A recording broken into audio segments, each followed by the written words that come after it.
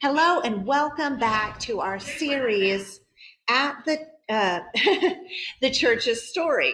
Last week we introduced the subject of studying church history with the idea of tradition being something that Scripture uses as good and Scripture uses as bad. So this idea that the content of the tradition is what matters, and that having tradition is neutral in itself. And we talked about two goals as we study the tradition of the church. So we will be trying to gain what Dr. Stanglin called historical perspective. And that is to take the wisdom and perspective of studying church history and incorporate them into our thinking so that, when we encounter a question or an issue, one of our instincts would be to say, what has the church done with this historically? So that would be one idea of studying church history and tradition. And the other is to approach all with critical reverence. Remember, we talked about that term, the idea that we would value historical sources and evaluate what they have to say, and that balance between critical and reverent. So any other comments or questions on last week's lesson? Anything that's been on your mind this week?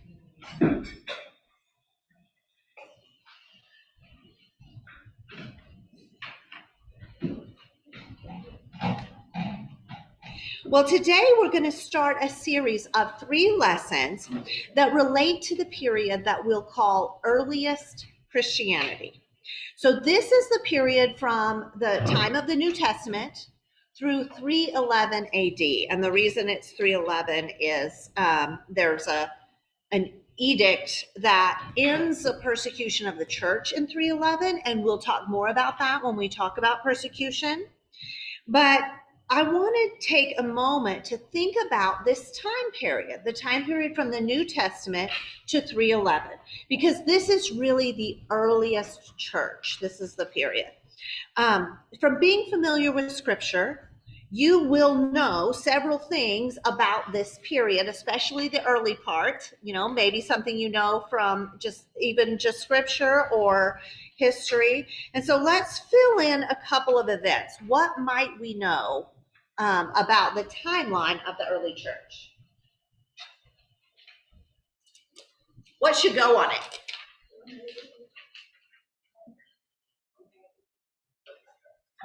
What's the instigating event for the New Testament?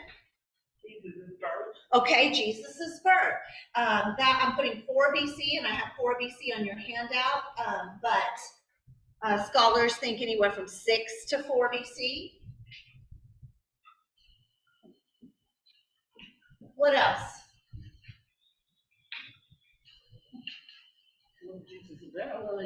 You'll note if you look at your handout, you have a lot of this. You have some blanks to fill in, but there's the dates are in there in case the board is hard to see. Jesus' death. So we're going to start his ministry coming to 33.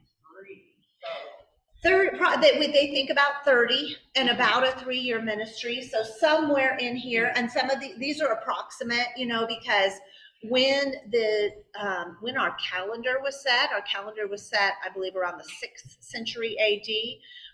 And there are different understandings of what year it would have been. They tried to set it at 1, but they were off a few years. So, there's some approximation in here, but around 30 AD, we had Jesus's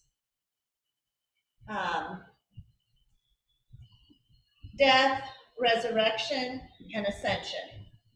Did you mean AD? Yes, thank you. Yes, AD. How do you spell ascension? I have that. ASC. Okay. Yeah. And then what is our other book of, we have the Gospels, and then what is our book of history in the New Testament? Acts. Okay, what are some things that happened in Acts? What are some major events?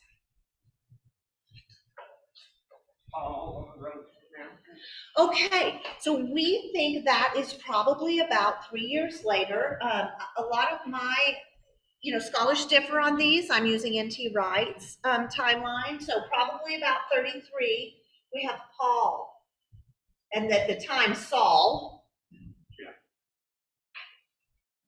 rode to Damascus.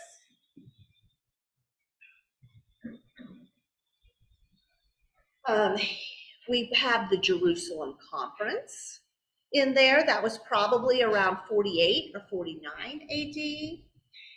Paul probably wrote his prison epistles, Ephesians, Philippians, the prison epistles, around 55 or 56. So we have some dates for these events in Acts. And Acts ends with what? What's the situation, particularly with Paul, at the end of Acts?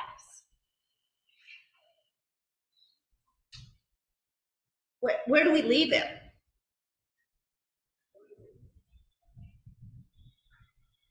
I want to say prison, but I don't know. House arrest in the city of Rome. Yeah. And so this is probably around 62 that Paul is under house arrest in Rome.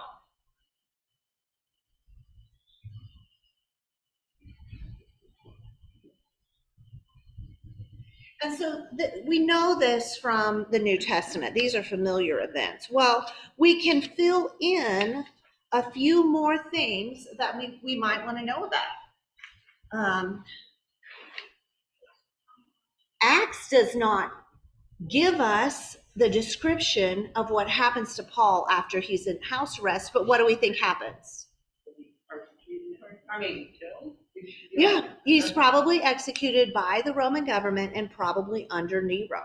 So around 64 to 68 is when we get the martyrdom of Peter and Paul, probably both in Rome. In 64, there's a major event in the city of Rome. Does anyone remember? Is this familiar? Rome burns under a certain emperor. Nero, yeah. So Nero is a highly debauched emperor. And yes, that is what is that from? What is that from? Nero fiddles while Rome burns. It's from something. Yeah. So Nero is the emperor when Rome burns in 64, and he is unable to escape the rumors that the fire was his fault. And so he needs a scapegoat, and he chooses Christians. And so that is a major event that interacts with the church, and we'll talk more about that next week. And then what event did Jesus point forward to when he said, look at this temple, I tell you not one stone will be left on top of another? What event was he talking about? He was probably talking about his death and a real physical event for the temple. You remember the temple was completely destroyed in the destruction of Jerusalem in AD 70. And so that point of 70, destruction, Jerusalem and the temple,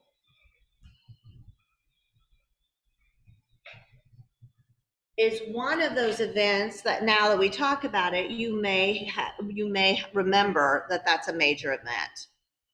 Okay. And who destroyed Jerusalem? Rome. Yeah, it was there was an increase in Jewish nationalism and rebellion against Rome, and eventually that led to a siege of the city, and attack, and destruction.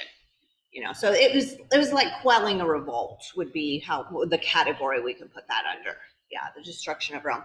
And then what would you guess is the latest book in the New Testament? Revelation? Yeah, Revelation. And we scholars will sometimes put that at about 95. So the revelation of John kind of closes the New Testament period. So now, so we've done this to give us to get us oriented.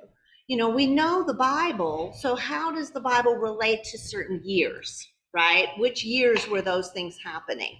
And so what we have is this idea that, like, okay, from 4 BC or 6 to 4 BC up to about 95, the whole first century is the time of the New Testament. And then earliest Christianity will continue in the next centuries up to 311 when things kind of shift. So keep that in mind. We are going to switch to our video. Let me see if there's anything else that I wanted to cover. Yes, okay, we're going to switch to our video. And today, he's going to talk about the period from about 50 to about 140. This is the period he's going to talk about today. And he's specifically going to talk about what documents we have, what writings we have from that period, who wrote them, and what are they about. And then next week, we're going to go back through this whole period and talk about how the church was persecuted and how they interacted with pagan society during that period and what caused their persecution. And then the following week, we're going to go back through the same period and we're going to talk about how the church dealt with developing doctrine. So when I say developing, what I mean is getting more specific and nailing it down what it is that the apostles and Jesus meant all along. And so the church had as their goal, someone would come along and say, I think the Bible, the Bible is just forming during this period. For your interest, I put some dates about the canon, the developing canon of the New Testament, and how it was being formed during this period on your handout. But people would come along and say, I'm a Christian and this is what Christians believe. And then the rest of the church would say, no, that's not quite it. It's really, this is what the apostles always taught. It's really this. And because of that process, our doctrine became more defined. Okay, so you'll hear little bits of that today and in the section on persecution, but we'll really cover it the following week on a lesson on heresy and making our doctrine more distinct and clear. Questions or comments? Okay, so if you're watching the recording of this video after the fact, we are now going to watch a video that is a licensed video, and so you will have to watch it on the Center for Christian Studies website, and if you would like the login information to do that, you can contact Deanna. Okay, we are back from watching the video module 2 on the Apostolic Fathers. So he had some good information going over that period from like 50 to 70 to like 140. So kind of the first half of what we're calling the earliest church. And what did he say is the sub-apostolic church? What does that mean? After the apostles. Okay, those after the apostles. All right, so it's the next generation after the apostles. And what does apostolic fathers mean? Writers and their writings. Okay, both the writers of that period and the writings themselves are called so you could talk about Ignatius as the person as an apostolic father, and you could also talk about a document as reading the apostolic fathers, right? And I noticed he used some vocabulary in here that I didn't know. It may be familiar to you, so forgive me if you already know this, but some vocabulary I noticed was he mentioned primary source. So a primary source is something that was created in the period of history that it's referring to.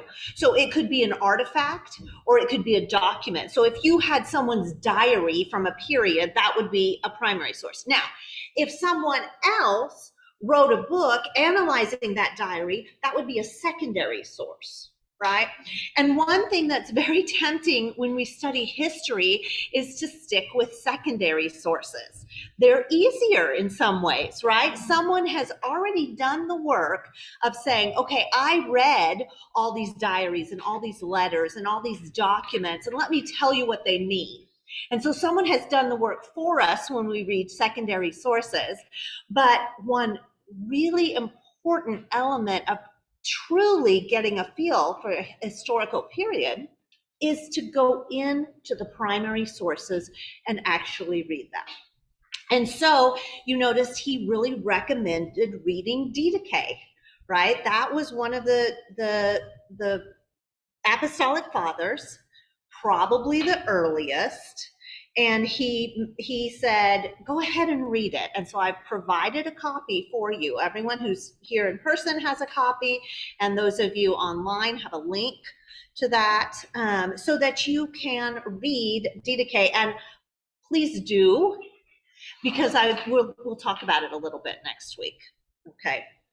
What did you think of the list of important issues that the early church was dealing with?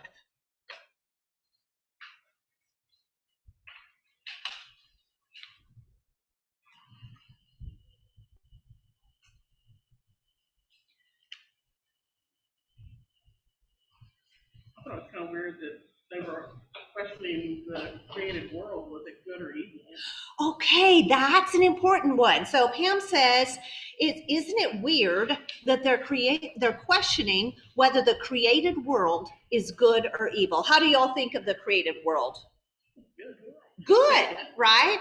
That is the message that Judaism provides and that Christianity has settled on. You know, when I say the development of doctrine, right, I'm saying like what Christianity says, what Jesus and the apostles always taught, which follows on what the Jewish teaching always was, is that God is the creator. The good God is the creator of the universe. And therefore, it is a good creation. Well, there were huge elements in that society who considered all material things bad, right? Spiritual good, material bad. And so that sort of view kind of comes up against the teaching of the church, and they have to navigate that situation. And we will talk more extensively about that in our week on heresy and the development of doctrine. So yeah, that was something that came up a lot because there were pagan philosophers and Gnostics who said, well, if it's material, it must be bad. And we can even see elements of that today in our society, right? That where if we start paying attention, we'll see elements of that coming up. What else? I was going to say,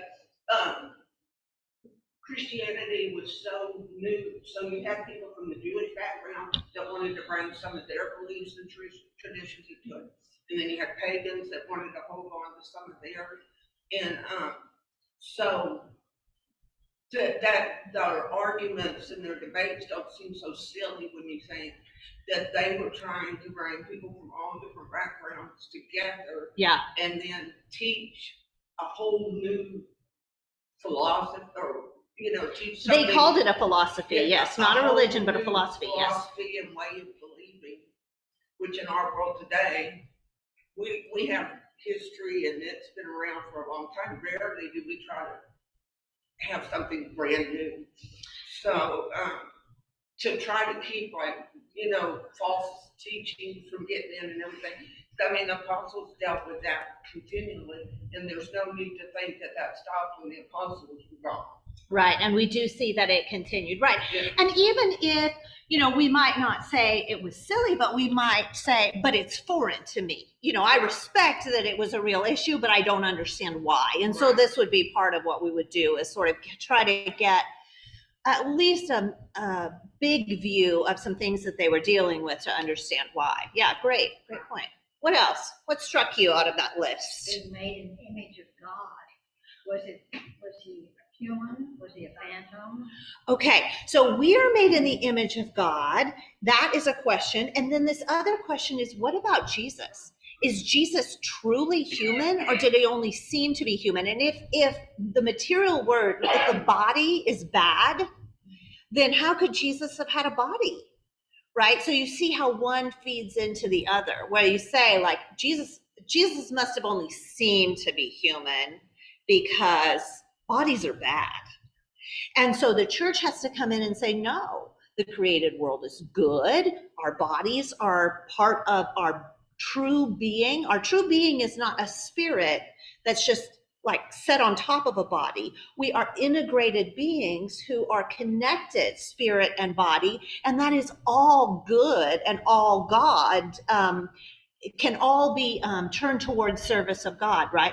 Then you have this idea, like, is Jesus truly God? So on one hand, could he truly be human? On the other hand, could he truly be God? God in a human form? And so, and these are mysteries, right? These are not things that are easy concepts to understand Jesus as fully human and fully God. And so the church wrestled with that in this time period. Yeah. Lael, Carrie, anyone online have a comment? Okay. So any other comments on that list of issues that the church dealt with? Or were the documents the authority, or was it tradition? Okay, what's authoritative, right? And you heard that the books that we now call the New Testament had begun to circulate and had a certain amount of authority. Was it Polycarp? Let's look. Yes, Polycarp, who said, get back out your letter from Paul and refer to it because you should be submitting to your elders, right? And so from that, we can infer that Paul's letters are still circulating a number of years later, and that they are considered at some level authoritative. And so this is the period that the church is having to develop what they think the New Testament is. And I put on your timeline because I just think this is so interesting. And this was basically just like, this is just fascinating. I got to put it on your timeline. The New Testament books were circulating, almost all of them, in the 140s, very, very early. So like where Dr. Stanglin talked last week about how sometimes there's myths that somebody just got together in the 4th century and wrote what we have and called it the New Testament. Well, no, we have evidence of these books circulating as early as 140. And we have around 200. The New Testament canon, meaning which books are in and which books are out, has reaching wide agreement, so that only 6 books are still under question, and they're all little ones. They're like 2nd and 3rd Peter, 2nd and 3rd John, 2nd Peter, Jude. Like these are the books that have question marks by them. The core of the New Testament has wide agreement by the year 200. So you think about that, that's very early because the latest apostles lived till almost 100. So just in that century in between, we have wide agreement on what is the New Testament canon. Questions on that? My background is Baptist. I've been Baptist my whole life. And so what became the authority after the New Testament? Because I've studied I've been in Sunday Bible classes for 30 years. I've never heard of these documents. Right. So is that just the difference in, or we can talk about that later? Well, no, let's talk about it now. I don't think So- most churches, I mean, this hadn't been in our Bible study either. No, this is new to us. Okay. Yeah. Like we say, like, the Bible is our only authority. Right, and so Dr. Stanglin is not presenting these apostolic fathers as authoritative. He is presenting them as educational. Okay. So the idea that what is our authority for faith and practice is a huge question in the early church as they are trying to develop the canon. And over time, they also add some way. You can't have the Bible as your authority without having, in even if it's just in the back of your mind, some understanding of how the Bible should be interpreted. And what the people of this generation said is, however the apostles interpreted the Bible, there's no Bible, right? It's not a single book. It's circulating letters and scrolls, but I'm using that as a shorthand. However the apostles said it should be interpreted is the right way to interpret it. They didn't differ than the apostles' teaching. No, they tried to remain under the apostles' teaching. But like, for example, you'll see when you read your DDK that there were things they said like, and Dr. Stanglin mentioned this, like, well, what happens if you don't have enough water to immerse somebody? Well, let's pour it on them. That will be the next best thing. So under the authority of what had been done before, but in a new situation, what should we do? Well, we deal with that today, don't we? Mm-hmm. We have so many new situations. We're like, well, what would Jesus say about social media? I'm just not sure. We got to work this out. And so this idea that we as Christians must work out how to apply Scripture in our own lives, in our new situations all the time. With that in mind, let's read Philippians 4, verses 1 through 9. Will someone read that? We started a little late, but we're going a little late, so let's go ahead and get that in. 4, 1 through 9? Yes, please. Therefore, my brothers and sisters, you whom I love and long for, my joy and crown, stand firm in the Lord in this way, dear friends. I plead with Euodia, and I plead with Syntyche to be all the same mind in the Lord. Yes, and I ask you, my true companion, help these women, since they have contended to be at my side in the cause of the gospel, along with Clement and the rest of my co-workers, whose names are in the book of life. Rejoice in the Lord always. I will say it again, rejoice. Let your gentleness be evident to all. The Lord is near. Do not be anxious about anything, but in every situation, by prayer and petition, with thanksgiving, present your request to God. And the peace of God, which transcends all understanding, will guard your hearts and your minds in Christ Jesus. Finally, brothers and sisters, whatever is true, whatever is noble, whatever is right, whatever is pure, whatever is lovely, whatever is admirable, if anything is excellent or praiseworthy, think about such things. Whatever you have learned or received or heard from me or seen in me, put into practice, and the God of peace will be with you. Thank you. Okay, what proper names did you notice? Clement, right? We don't have any letters from Euodia and Syntyche, but we have a letter from Clement, and we think this is the same Clement. And so we have this overlap in the generations, which we would expect, right? Because there are these personal call-outs in the documents that we have. Now, take a look at this passage. Which parts are specific to their situation and which are for all Christians, like, say, us today? What was the question again? Which parts, so look at the Philippians 4, 1 through 9. Which parts are specific to them and which parts are for us?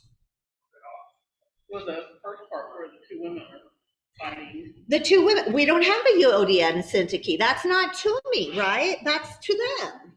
That's not for me. What else?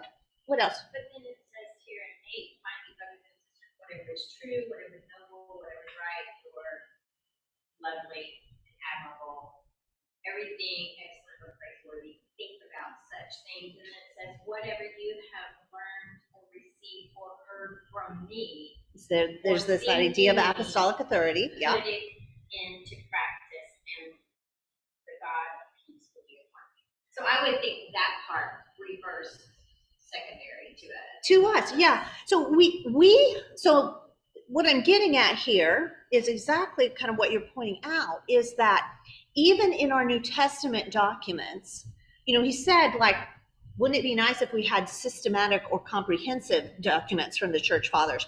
Well, even our New Testament documents, are they systematic? Are they comprehensive? They're very personal, aren't they? They even have call outs like, say hello to so-and-so for me. That's how personal they are. And so we are always having to understand that this is not written to me. It's written to somebody else, but it is in many ways for me. It is for my blessing. And I have to wrestle with how to apply it, don't I?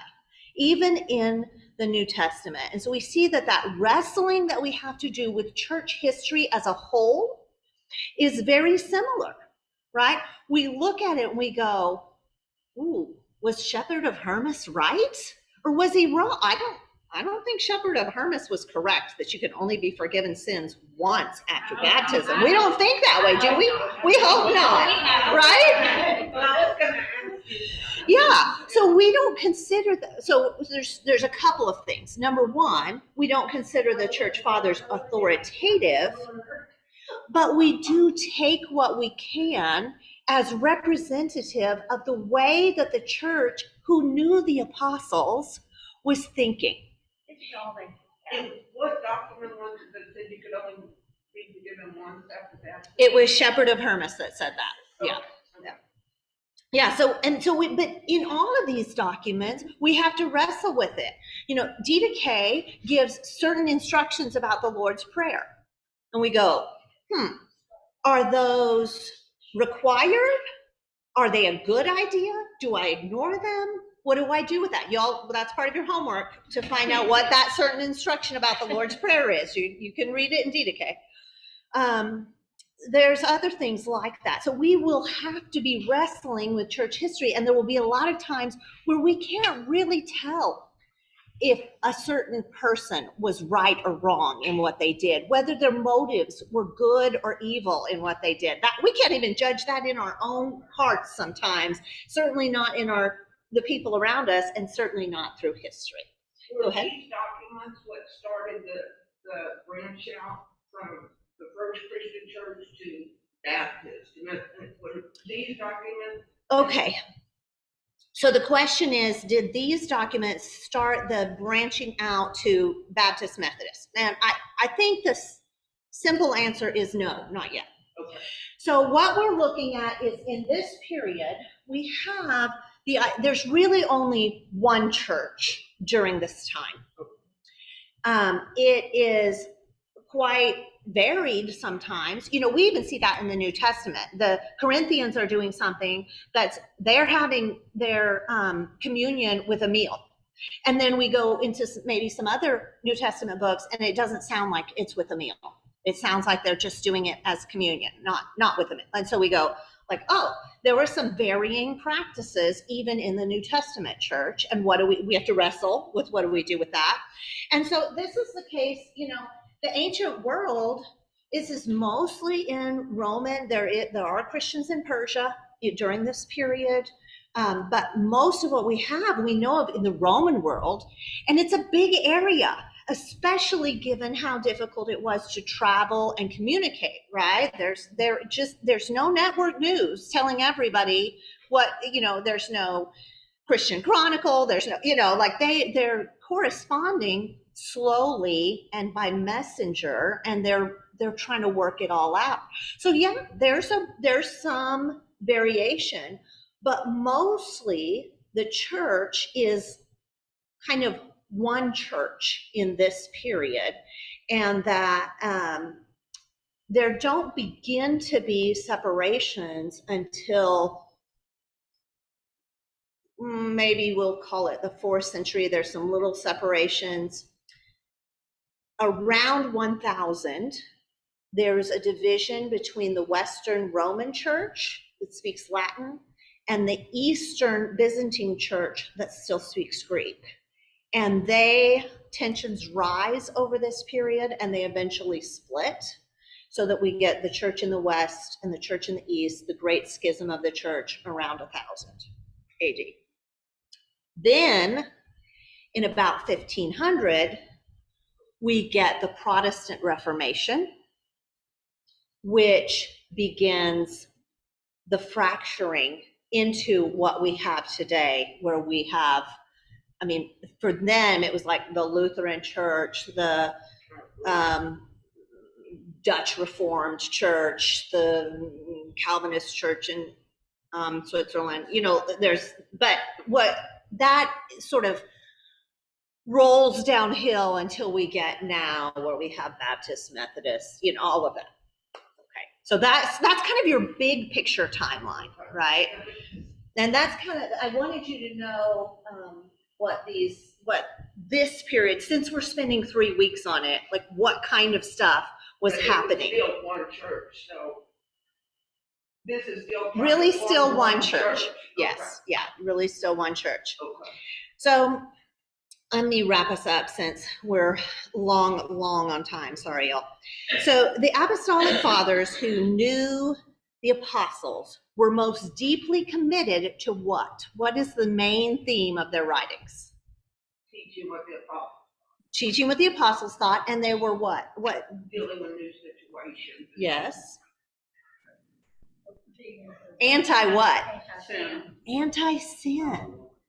They're all about, let's live it out as Jesus taught us. That was the main sort of thrust of most of their writings. The first generation of the church really cared about doing right by their neighbor and living in righteousness. So that can be something we take away, their emphasis. So thank you. Did you want to make a comment? Go ahead.